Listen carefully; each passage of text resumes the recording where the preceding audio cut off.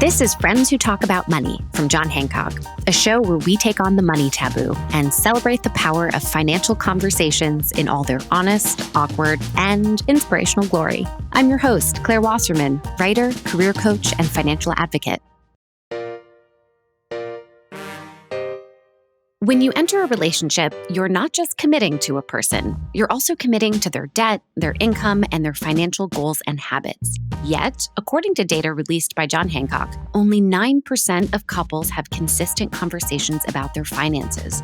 On today's episode, we're inviting a couple to talk about their financial realities, for better or for worse, and how they're overcoming the challenges that come with differing money mindsets. I'll also chat with Spiro, financial consultant at John Hancock, about how to have civil and productive money talks with your partner. Time to talk money. Hey, Martha and Dave, thanks for being here.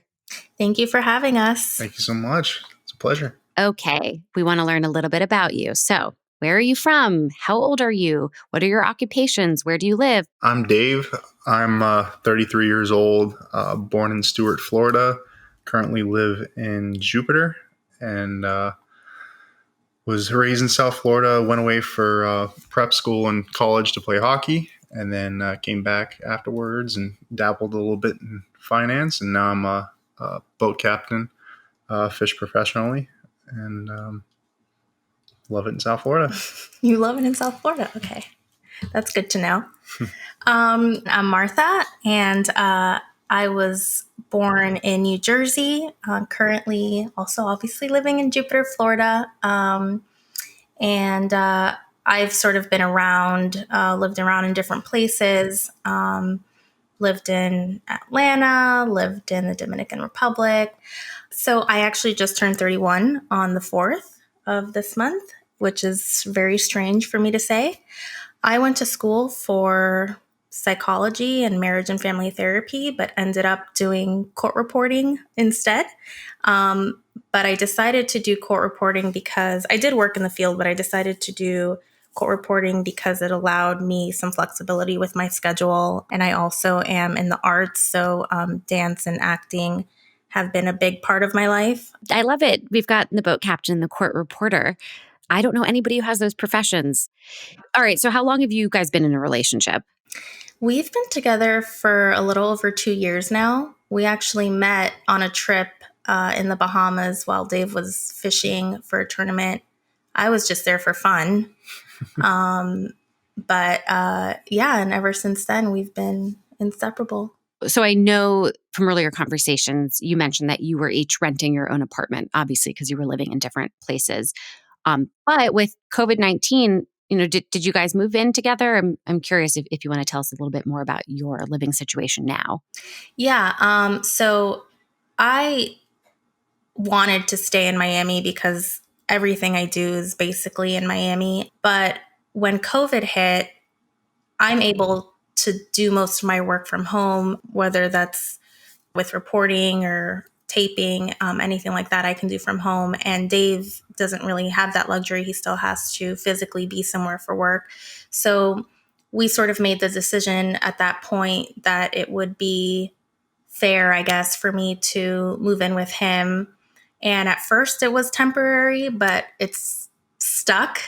I actually think I would be really sad if I just went back to Miami. And once you get used to being with someone every single day, it's sort of hard. And we had already been having those conversations about moving forward in our relationship, moving in together. We started to have those conversations. So I think this actually was a nice giant step towards that. Yeah, a good little trial run for us to see if we would have killed each other or not. Right. Yeah. I'm very particular about stuff, and Dave passed the test on my end. So yeah, no, it was a good test for us to see if that's something we really did want. How does money factor into all of this? And the conversations that you're having, I mean, clearly moving in together, somebody's paying rent here. So looking back also at the beginning of your relationship, let's chart the progression of these money conversations. So how much do you talk about money now versus maybe in the first few months of the relationship? I think when we first got started seeing each other, it was just, I don't know, it was just kind of in the back seat, we knew what we did for work. We knew, we kind of we were comfortable. We were able to pay our bills and have our own apartments, and afford to have some fun weekends, and that was really the extent of it. In the beginning, it wasn't even a thought. And also for me, I considered this really a long distance relationship because Jupiter and Miami are about an hour and a half away. And so I just never really thought that we would be having this conversation this soon. Money mindsets. So is there one of you that's more of a saver or more of a spender? Like how similar or dissimilar are you when it comes to even just approaching money? Yeah. We're literally smiling at each other right now because it's I'm the first, such an she's the obvious latter. answer. I'm more the cheapskate, trying to save everything I can. If I don't need something, I feel like there's no reason to buy it. I really have the mindset of every extra dollar I make, I want to put it in a vehicle that produces money, whether it be stocks or saving up to buy a house. And when I say to her, all right, let's buy a house, let's look at duplexes so we can live on one side and have someone rent out the other side so they can pay the mortgage. And she looks at me like, ew, like, we're not doing that. So for the record, I don't say ew, but yes, that's how I feel. So we got to seek that common ground and be realistic in the choices we make. I don't feel the need to purchase anything I really don't need in my life. Extra clothes, extra anything. I eat food to live, and Martha lives to eat food. We go out and have expensive meals and all that. So yeah, it's tough finding that middle ground to not be hermit crabs, but also not spend every dollar that comes in and live paycheck to paycheck. So, well, when we started our relationship too, we had very different sort of, I guess, lifestyles, just in the sense that I'm more lavish with what I have or what I want, and Dave's way more conservative. And I have an artistic background, so he's more rigid, I guess. I don't know how else to explain it. Have you ever had any big disagreements around money? Nothing's really led to a big fight or anything. I'm more of like a slow, steady, chip away at saving till we can get, like my plan is like, all right, well, I've been throwing money away. Like my next step is I want to eventually have like investment type real estate properties. So maybe buy a house the first time, and then after we get equity from that, we can buy another one down the road and either rent it or turn it into an Airbnb property. So it's just ideas of saving towards that. You got to have a long term view and have a very conservative kind of by the book regiment of saving. The good thing about our relationship is that Dave, while he's a little bit more strict money wise, he's also very calm. So we haven't really had huge disagreements in regards to these conversations. It's more so we talk them out. I maybe get frustrated and he brings us back. But it's more so, I think right now the biggest, I guess you can call them disagreements, or where we're not completely seeing eye to eye is our next step, which is, our housing move. What kind of housing, where exactly? We're on the same page in terms of what we want out of it. We both want to invest in real estate, and our first home is not going to be a forever home necessarily, but more so of an investment. So it's just really at this time about where and what and how. Another tough part about it is if I do decide to move to Miami, now I'm worried about, all right, I need to find a job that's paying more than I'm making now, and possibly, doing side jobs for extra income. And it's just, how do I find the time to flip a house? And it's yeah, but trying to figure it out. Yeah, but you also, you like overthink everything, and I'm also an overthinker, but I rather just get in there, let's do it, and we'll figure it out. We're not going to fall, and if we do fall, we're going to figure it out. That's sort of how I've always been, and Dave just likes to think. I took the step I knew nothing was going to come out of this, not immediately at least, but I actually have been looking at houses, on my own, looking at the inventory, trying to get a feel for what the market is. And, I show him like a list of different places, because I feel like unless it's concrete, unless we're actually taking concrete steps, these are all just ideas and we're never actually going to take action. Because between the both of us, we're very much in our heads. So I think, unless one of us takes that initiative, we're going to be having this conversation for another 10 years and get nowhere. And also things will change, right? It won't just be the house or the real estate, but if you decide to have children, what does Right. college savings look like? So have you guys talked about longer term financial goals? Not in detail really whatsoever. I think we're kind of stuck right now because we're sort of in this gray area, because we don't know how we're going to end up, in terms of work, how, who's going to be making what, who can contribute what based on, where we end up. So I think that's why this whole real estate and housing thing has been, the driving force in our relationship right now, because it will dictate a lot of what will happen next. But I actually just told him this the other day. Now that I'm 31, I want to start having these conversations about, marriage and kids. And he's like having a heart attack even as I say this right now. Yeah, I think we're trying to figure out the next step. Once we do say, okay, this is where we're going to live, once we purchase the house, then we can make plans of, okay, family wise, what's next. I think I'm more traditional than you are too, because I think our conversations have also been geared towards Dave switching jobs, or not necessarily switching jobs, but finding something new, possibly in Miami or closer to Miami. And I've been giving him ideas and trying to work through it,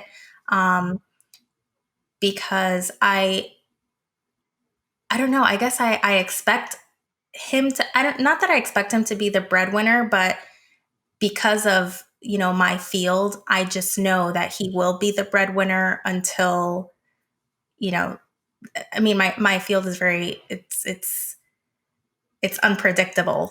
Yeah, for sure. I eventually want to get to a place where, as I progress forward in career wise and financially, I want to have the ability to be able to pay for everything between the two of us, and whatever she makes, it could be towards improvements or investments or, Like an added bonus. Yeah. So I want to be comfortable enough where I know, all right, I can take care of everything between us and we'll be fine.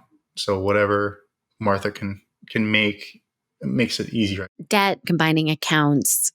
Do you both have debt? I don't. I have maybe $6,000 left in the car payments that I could pay off, but I just pay it month to month until it's done. Yeah, and I do. I have student loans and I have a few credit cards. But I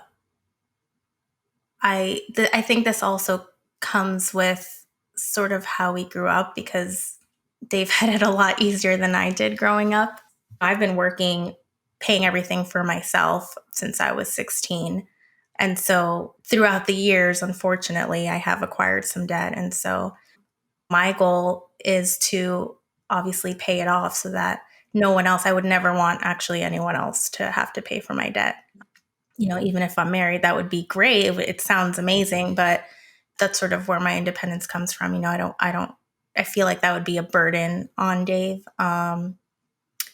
So I don't know. I mean, it's tough. I mean, I would like to combine our finances, but not combine everything, I guess. So he's not burdened by everything that I come with.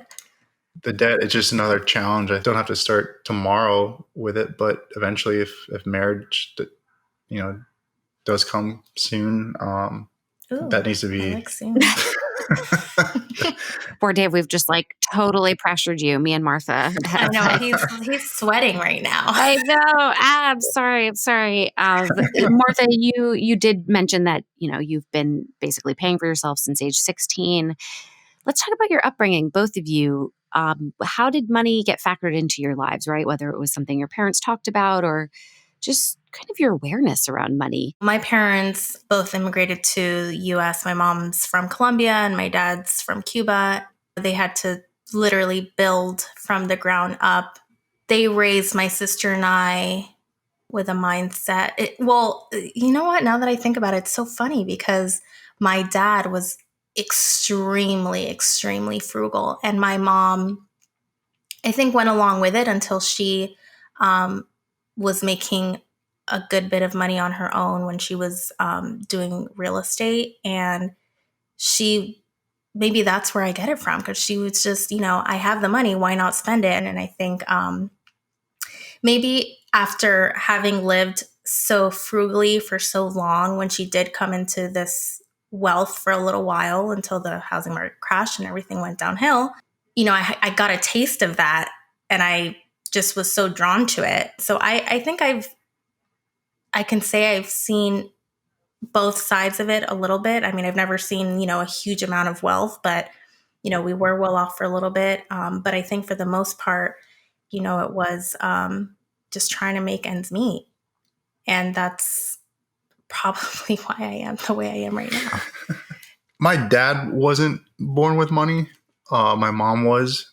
But my dad actually is a super hard worker, and he's very well off now and very comfortable. But your dad too. I mean, he didn't grow up with money, but then he did kind of grow up with money. Yeah.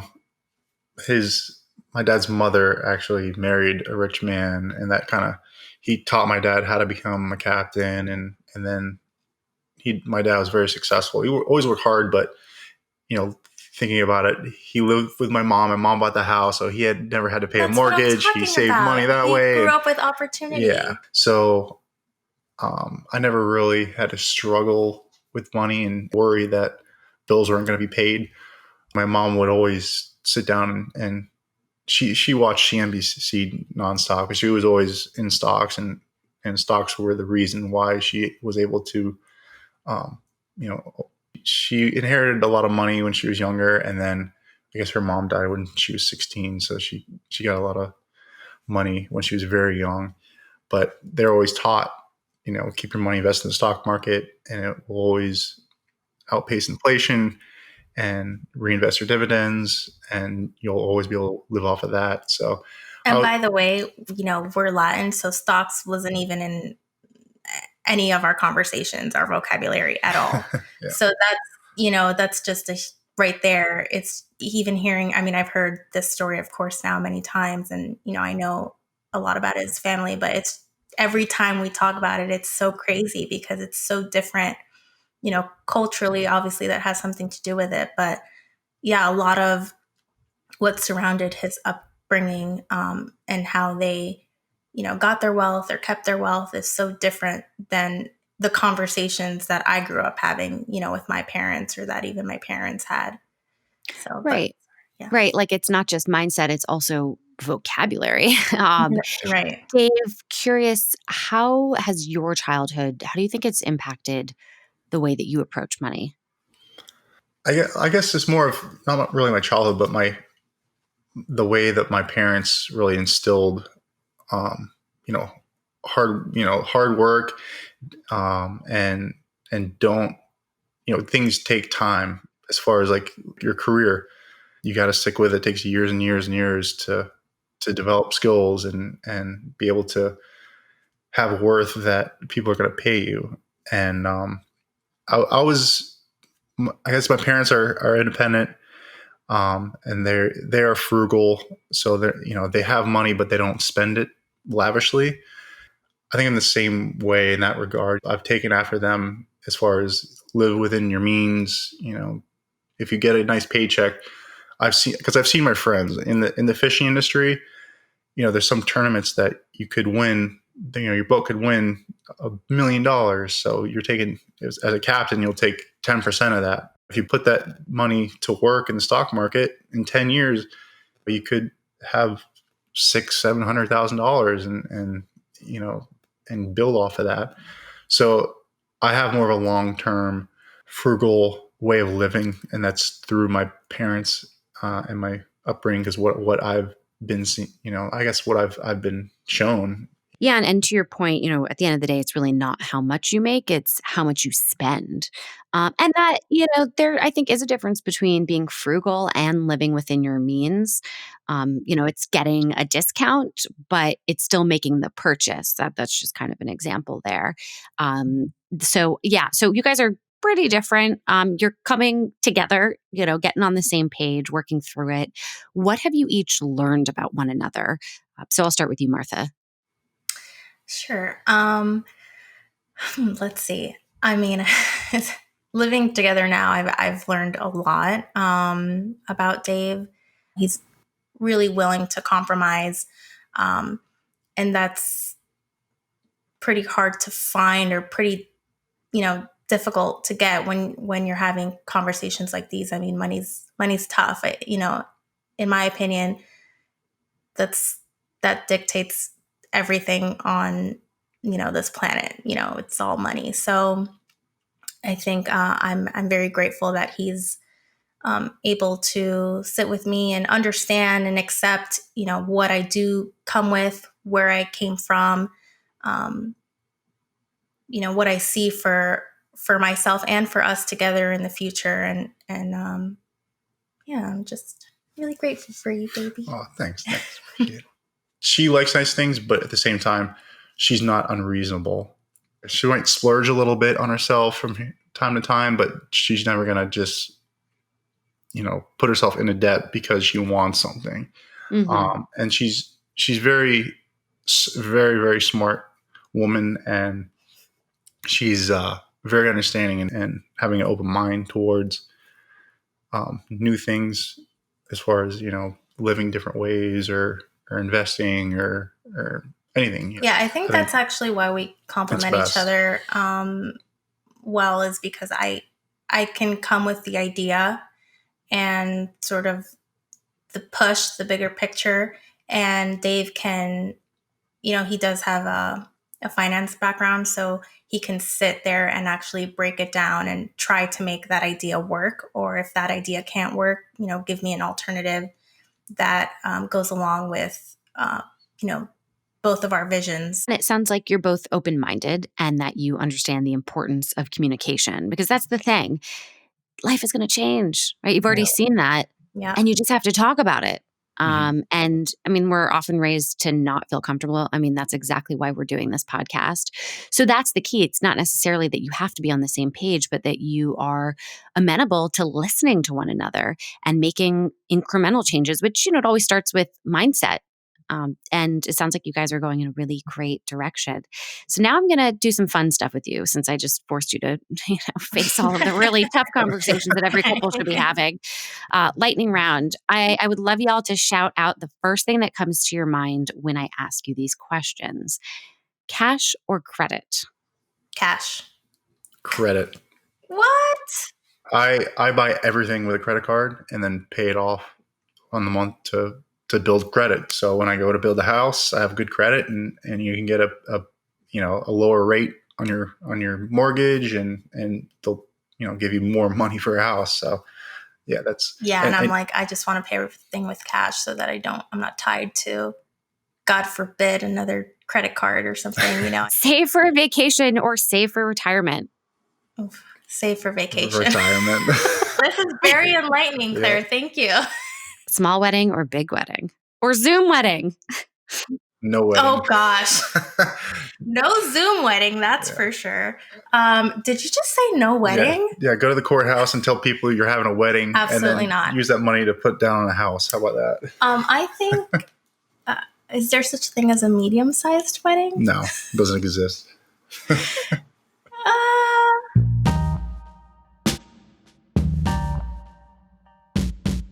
I am so excited that we have Connor Spiro here to talk with us. Connor is a certified financial planner and financial consultant at John Hancock. Hey, Connor, thanks for being here. Thank you, Claire. And thank you so much for having me on today. So, why are discussions around money such a contentious topic for couples? It's a good question, and it's a common question I get, and I think the biggest problem or issue is managing your money on your own is hard enough as it is. But when you add somebody else into that equation, it just opens up an entire new can of worms, if you will. So there's an added layer of complexity there, and a lot of times these conflicts or contentious topic or discussions, if you will, are caused by emotional issues, not really financial ones. Whether one person in a relationship is a breadwinner and inherently takes on expenses or bills, or if another partner or spouse takes on a large amount of debt and brings that into the relationship, that can cause some potential conflicts. Mm-hmm. How early in a relationship do you recommend that we start talking about finances? I think it obviously depends on ages of the individuals, but I think the sooner the better. Or I also think it depends upon where you are in your relationship.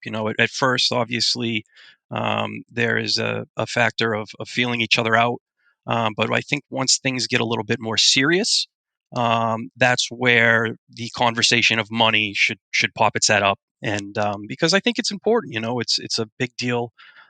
Different ideology for certain people, and I think when it gets a little more serious, it should be initially brought up. Well, how do you initially bring it up?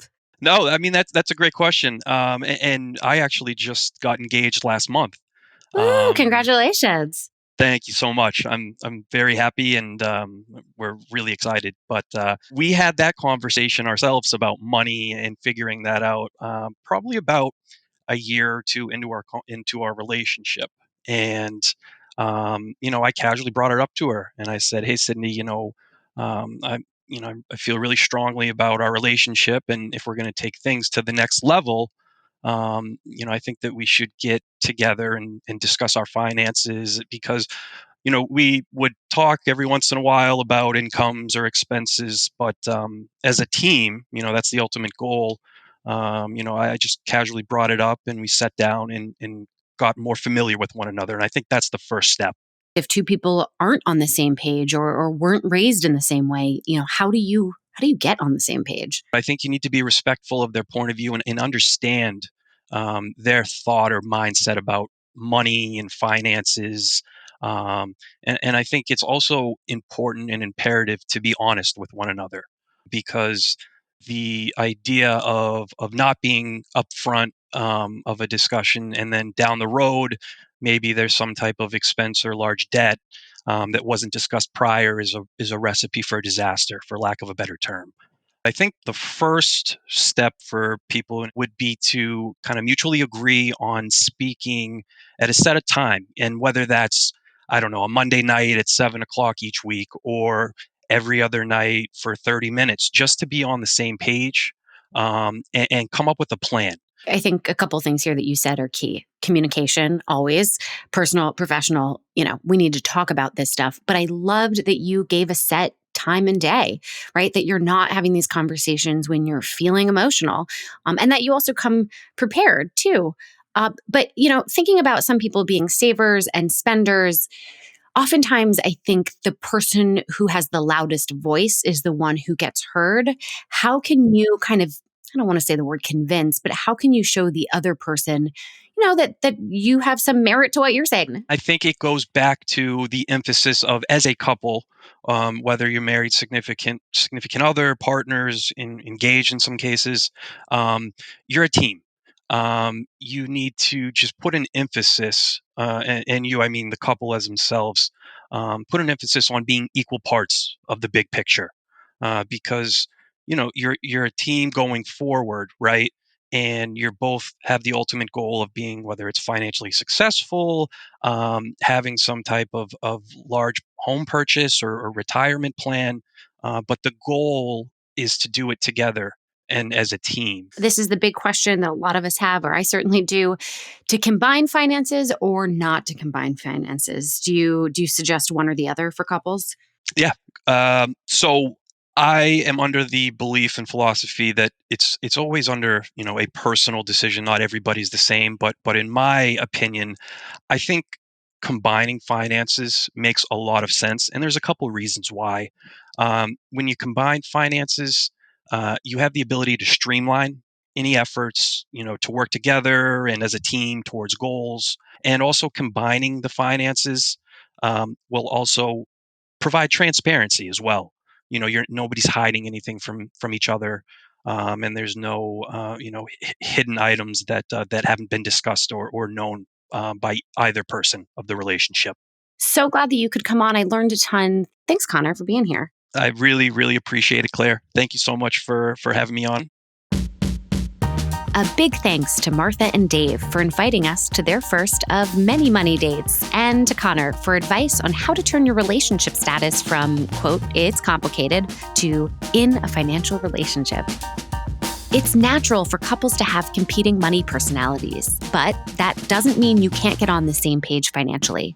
Take time to reflect on your money habits, have discussions about your goals and your fears, and put yourself in the other person's shoes. Bottom line, communication is key. Make sure to subscribe to Friends Who Talk About Money to hear episodes dropping every 2 weeks. Next up, a couple sandwiched between their toddler and their aging parents. Are they feeling the financial heat? Tune in to find out. Talk soon. The views and opinions expressed in this podcast are those of the speakers at the time of recording and are subject to change as market and other conditions warrant. This podcast is for informational purposes only and is not intended to be, nor shall it be interpreted or construed as, a recommendation or providing advice, impartial or otherwise, regarding any specific product or security.